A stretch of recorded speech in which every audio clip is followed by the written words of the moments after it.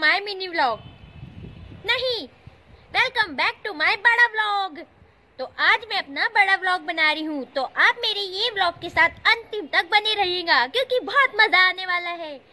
तो देखते हैं मैं कहाँ जा रही हूँ, अभी नहीं बताऊंगी। तो ये मेरा फर्स्ट बड़ा व्लॉग है, तो आज मैं अपना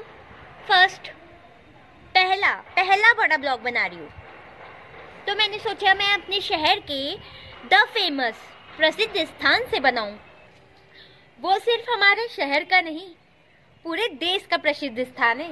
ये व्लॉग के अंतिम तक बने रहिएगा, तो मैं आज आपको पूरा विजिट कराऊंगी। तो मैं हो चुकी हूँ रेडी और मुझे ठंड लग रही थी, इसलिए मैंने ये जैकेट पहन लिया और आज मैं अपनी फैमिली के साथ जा रही हूँ। तो जैसे मैं नीचे उतरी मेरे चिरकुट फ्रेंड्स मिल गए, आप सभी को हेलो कर रही है। दोनों को भी जाने के लिए बाइक पर सवार हो गया है और टाटा बाय बाय कर निकल गया है। तो हम लोग भी निकल गए हैं और डस्ट से बचने के लिए मैंने लगा लिया है मास्क और ये चश्मा। तो मेरी बहन गाड़ी चला रही है और मेरे पीछे बैठी है मेरी भाभी। तो हम लोग पहुँच गए हैं भारत का 5वां धाम बालाजीपुरम। हाँ, मैं अभी आई थी अपने दोस्तों के साथ न्यू ईयर पर। दोस्तों, मैं आ चुकी हूँ हमारे शहर के प्रसिद्ध स्थान बालाजीपुरम एक बार फिर से। तो मैं अपनी फैमिली के साथ आई हूँ, तो मैंने सोचा आप लोगों को भी एक बार विजिट करा दूँ पूरा।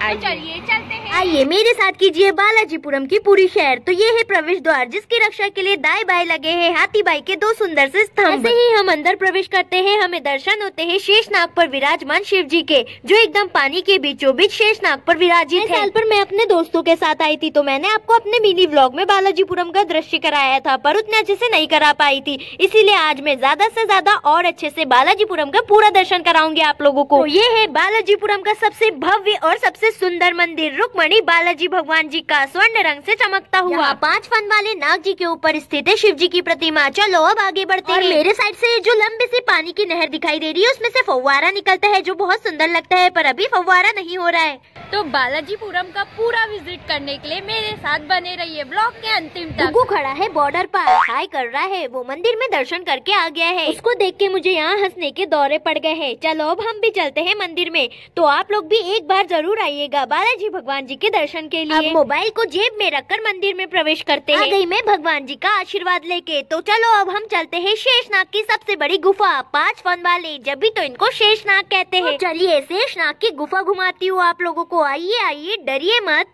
तो गाइस, मैं नाग देवता के अंदर आ चुकी हूँ। चलो चलते, यहाँ पूरा अंधेरा ही है। नाग देवता तो बहुत परिवर्तित हो चुके हैं, क्योंकि हम जब बचपन में आते थे तो यहाँ बच्चों जैसे हम्मा चलना पड़ता था और यहाँ पानी भी भरा हुआ होता था। इतनी बारीक सी गुफा थी, ये भी बहुत मजा आता था। और अब तो मैं सीधे चल पा रही हूँ, चल खा रही हूँ, दौड़ रही हूँ। और नाग देवता के अंदर विराजमान है शिव जी की प्रतिमा। कितना रहस्यमय दृश्य है ना ये। हर हर महादेव। थक गए आप लोग, चलते रहिए मेरे साथ। बहुत बड़े नाग देवता है ये। वैसे बचपन से आज तक बालाजीपुरम में सबसे फेवरेट गुफा मेरी यही है। यहाँ दर्शन कीजिए माताओं का। जय माता दी। चलिए चलते हैं। इतने बड़े नाग देवता थे, अब खत्म हो चुके हैं। चलो अब बाहर निकलते हैं। तो हम लोग बाहर आ चुके हैं। बाहर से भी देख लीजिए नाग देवता कितने बड़े हैं और कितनी प्यारी कलाकृति है। और ये है यहाँ की सबसे डिसिप्लिन मेंटेन करने वाली दीदी, जो हमेशा 2 चोटियों में ही रहती है। इसे कहते हैं अनुशासन। वो आनंद तो ले रहा है, पर इसकी नजर सिर्फ झूले पर है। यहाँ करते हैं शनिदेव जी के दर्शन और प्रसादी के रूप में मैं यहाँ से विभूति उठाकर खा लेती हूँ, जो मुझे बहुत पसंद भी है। और यहाँ है पूरे नवग्रह की प्रतिमा, शुक्र, गुरु, चंद्र देव, सूर्य देव और जो नवग्रह में शामिल है, आप लोगों को तो पता ही है। ये है बड़ा त्रिशूल और डमरू शिव जी का। और ये जो पहाड़ दिखाई दे रहा है और उस पे बंदर भी बैठे हैं, तो यहाँ पहले झरना बहता था, पर अब नहीं बह रहा है, और क्योंकि ये नया बन चुका है और बहुत ही सुंदर दिख रहा है। अब हम जाएंगे यहाँ के चित्रकूट धाम, जिसमें आप सभी को दार्शनिक और बहुत अच्छे दृश्य देखने को मिलेंगे। चलो चलते हैं। पहले यहाँ से टिकट लेना पड़ेगा। तो नौका विहार की टिकट है 35 रूपए और पैदल यात्रा की टिकट है 25 रूपए। ये है क्षीर सागर, जहाँ भगवान विष्णु जी रहते हैं। और देखिए यहाँ बहुत प्यारी प्यारी सुंदर मछलियाँ भी है। यहाँ विष्णु जी के क्षीर सागर को बहुत अच्छे से दर्शाया गया है। तो अब हम लोग बाहर आ चुके हैं और यहाँ है बहुत सुंदर पक्षियाँ, देश विदेश के अलग अलग प्रकारों और प्रजातियों की पक्षियाँ हैं यहाँ। वो साथ में इतने अच्छे से मिलजुल कर रह रही है, कितनी सुंदर लग रही है। मेरे पीछे देखिए, ये तीनों बतख खुलेआम घूम रही है। ये रथ के माध्यम से दर्शाया गया है कि राम जी अपने भाइयों के साथ गुरु दीक्षा प्राप्त करने जा रहे हैं ये रथ से। मैं आप लोगों को बता दूं कि यहाँ भगवान श्री राम जी के जीवन से जुड़ी विभिन्न घटनाओं को प्रदर्शित किया गया है बहुत अच्छे से। यह है वन में रहने वाले ऋषि मुनि जो यहाँ पर बैठकर शिक्षा दे रहे हैं। और यहाँ तो बहुत अच्छे से दर्शाया गया है माता सीता जी का स्वयंवर। भगवान श्री राम जी धनुष तोड़कर माता सीता से विवाह करते हैं। तो ऐसे हुआ श्री राम जी और माता सीता का विवाह संपन्न। चलो अब आगे चलते हैं। और ये जो बहुत सारे अंकल जी खड़े हैं उनके हाथों में लालटेन हुआ करते थे, पहले प्रकाश फैलाते थे बहुत, पता नहीं अब किधर चले गए हैं लालटेन। ओह शेर दिखा मुझे वन में। अब शेर वन में नहीं तो क्या मेरे घर में रहेंगे? कुछ भी बोलती हूँ यार मैं सही में। आइए आइए चलते रहिए मेरे साथ। चलो अब मैं आपको ले चलती हूँ राम घाट। यहाँ राम घाट को दर्शाया गया है। वैसे एक बात बताऊँ, बालाजीपुरम बहुत परिवर्तित हो चुका है। पहले तो बहुत अच्छा था और अब बहुत बहुत अच्छा हो चुका है। आगे बढ़ते रहिए मेरे साथ, अभी तो बहुत मजा आएगा।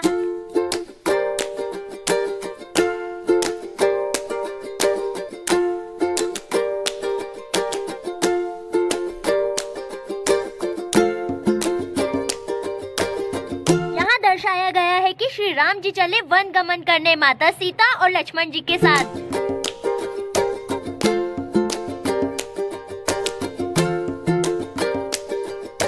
बमलेश्वरी माता मंदिर। चलिए बमलेश्वरी माता जी का दर्शन करके आते हैं। माता जी के दर्शन करने के बाद हम लोग पहुँचे लक्ष्मण घाट जो कि मंदाकिनी नदी पर है। तो ये नहर को मंदाकिनी नदी के रूप में दर्शाया गया है। तो ये नहर से आप पूरे चित्रकूट धाम की यात्रा नौका विहार से कर सकते हैं। यहाँ पर नौका विहार मैंने सिर्फ एक ही बार किया है, पर जो भी हो पैदल यात्रा में ही अच्छा लगता है। तो ये है रुक्मणी बालाजी का मंदिर, तो इनका भी दर्शन करते हैं। आगे बढ़ते रहिए। तो वन में आगे चलकर देखा तो यहाँ पर श्री राम जी और माता सीता विश्राम कर रहे हैं। यहाँ श्री राम जी इतने अच्छे से विश्राम कर रहे हैं और इधर मयूर बोले तो मोर नृत्य कर रहे हैं। यही वन में मुझे बहुत बहुत बहुत बड़े जिराफ भैया मिले। ये तो अपनी पहुँच से बहुत बाहर है भाई। जिराफ भैया अपनी हाइट थोड़ी सी मुझे भी दे दो प्लीज। इतने लंबे है कि मेरे कैमरे में भी फिक्स नहीं आ रहे हो आप। जैसे कि आप लोग देख सकते हैं यहाँ है माता वैष्णो देवी दर्शन मार्ग। तो चलिए चलते हैं।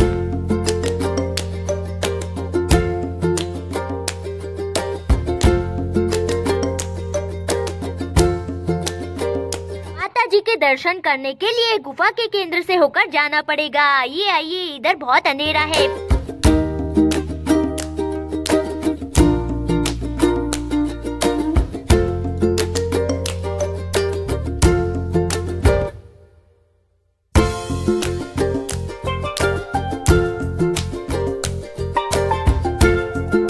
जाते हैं माता वैष्णो देवी के दर्शन करने के लिए। आइए आइए चलते रहिए मेरे साथ, नहीं तो शेर भैया काट देंगे। ओह सफेद घोड़ा कितना सुंदर है और उसके राइट साइड पर गया तो हम लोग इतने ऊपर आ चुके हैं और हम लोग यहाँ से आए थे। माता वैष्णो देवी दर्शन के लिए यहाँ से नाव से भी आ सकते हैं।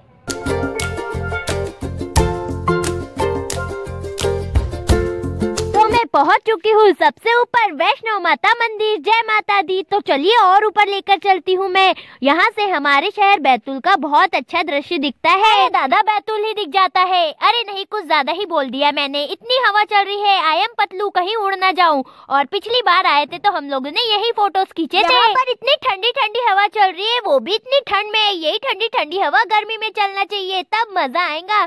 तो हम लोग अब नीचे आ चुके हैं और अब हम जाएंगे वैष्णो माता मंदिर के दर्शन करने के लिए। आप कीजिए, मंदिर नहीं वैष्णो माता जी का दर्शन करने के लिए। तो यहाँ से प्रवेश करते हैं तो मोबाइल नहीं ले जा सकते हैं। तो मैं माता जी का आशीर्वाद लेकर आ गई हूँ बाहर। तो अब हम लोग यहाँ से नीचे उतरते हैं। वैसे ज्यादातर लोग चित्रकूट धाम को वैष्णो धाम के नाम से जानते हैं। इसी गुफा के लिए ज्यादातर उसमें प्रवेश करते हैं। यहाँ की सबसे बड़ी और सबसे मनमोहक गुफा है ये, क्योंकि यहाँ है माता वैष्णो देवी विराजमान। नीचे उतरते ही यहाँ लगी है बच्चों के लिए खेल खिलौने की दुकान और ये मंदिर है तुलसीदास जी का। यहाँ से हम लोग जाएंगे 12 ज्योतिर्लिंग और छिपकली मंदिर। बचपन से आज तक मैं छिपकली मंदिर में नहीं गई और आज भी नहीं जा पाऊंगी टाइम की कमी के वजह से। इसलिए बाहर से देखते हुए आगे बढ़ते हैं अब।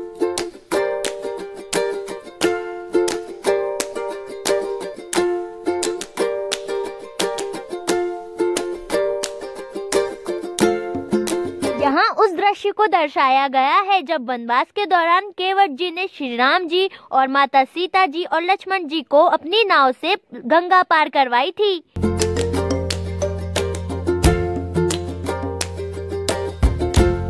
हम लोग पहुंच चुके हैं 12 ज्योतिर्लिंग मतलब 12 ज्योतिर्लिंग जो पूरे भारत के अलग अलग जगह स्थित है। बालाजीपुरम में 12 ज्योतिर्लिंग की यह गुफा स्थित है और इसमें आप लोग देख सकते हैं 12 ज्योतिर्लिंग के स्वरूप शिव जी के सबसे ऊपर प्रतिमा है। यहाँ प्रवेश करने के लिए लगती है 15 रुपए टिकट। तो चलिए अब हम गुफा में प्रवेश करते हैं ज्योतिर्लिंग के दर्शन करने के लिए।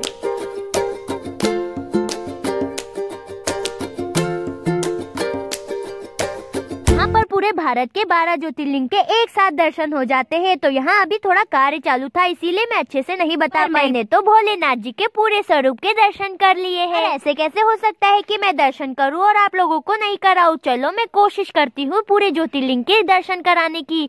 ये है वेदनाथ भगवान जी, ये है भीमाशंकर जी, और ये है रामेश्वरम भगवान जी, नागेश्वर भगवान जी, विश्वनाथ भगवान जी, त्र्यंबकेश्वर भगवान जी, और हाँ केदारनाथ भगवान जी। पर अब नहीं बता पाऊंगी क्योंकि कार्य प्रगति पे है। मेरे साथ बोलिए हर हर महादेव। तो अब यहाँ से बाहर निकलते हैं। और ये पूरी 12 ज्योतिर्लिंग ये बड़ी सी शिवलिंग में समाहित है।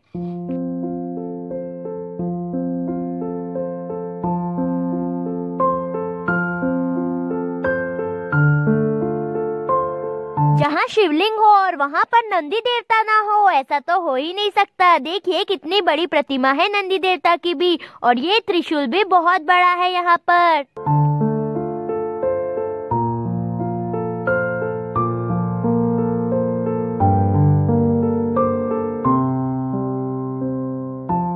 कितने क्यूट है ये छोटे से हनुमान जी जो बच्चों को झूला झुलाते हैं। और पानी की ये छोटी छोटी बतख वाला झूला सिर्फ बच्चों को ही घुमाती है क्या? ये बतख पानी में मुझ जैसे पतलू इंसान को नहीं ले सकती? मैंने सुना है कि यहाँ पर जो ये हवन है उसमें बहुत सारे गुरुजी और तपस्वियों ने हवन किया है।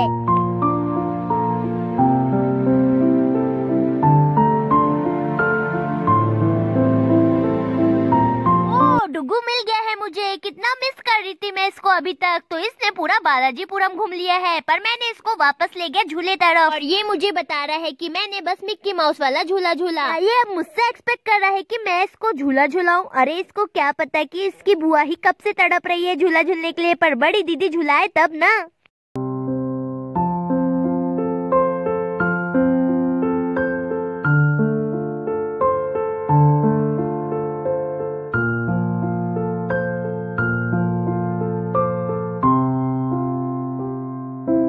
पीछे देखो एरोप्लेन। आज मैं इससे जाऊंगी अपने घर क्योंकि इसमें वीजा पासवर्ड नहीं सिर्फ टिकट लगती है। मैं छोटी थी तो ये सच में चलता था पर डर लगता था, और अब मैं बड़ी हो गई हूँ पर डर नहीं लगता। पर अब ये चलता ही नहीं है, इसीलिए ऐसे झूलों में जाने का सोचती हूँ। पर ये भी आजकल फुस हो जाता है बच्चों से ही, तो बड़ों को तो बिल्कुल भी नहीं जाने देते। ये ड्रैगन वाले झूले में तो बस इधर से उधर ही होना है, इसीलिए जाओ ही मत। तो मैंने हमारे देश के 5वें धाम को यानी कि बालाजीपुरम को जितना हो सके मुझसे उतने अच्छे से मैंने घुमा दिया है। मेरा ये पहला फुल व्लॉग है, तो इसमें बोलने में मुझसे जो भी त्रुटि हुई होंगी उसके लिए मुझे माफ कीजिएगा। तो आपको पसंद आया हो तो प्लीज लाइक शेयर सब्सक्राइब कीजिएगा। ओके गाइस, मिलते हैं नेक्स्ट व्लॉग में, बाय बाय। नहीं रुकिए, तो पहले चौपाटी पर कुछ खा लेते हैं क्योंकि बहुत भूख लग गई है, और अब करते हैं ओके गाइस, मिलते हैं नेक्स्ट व्लॉग में, बाय बाय।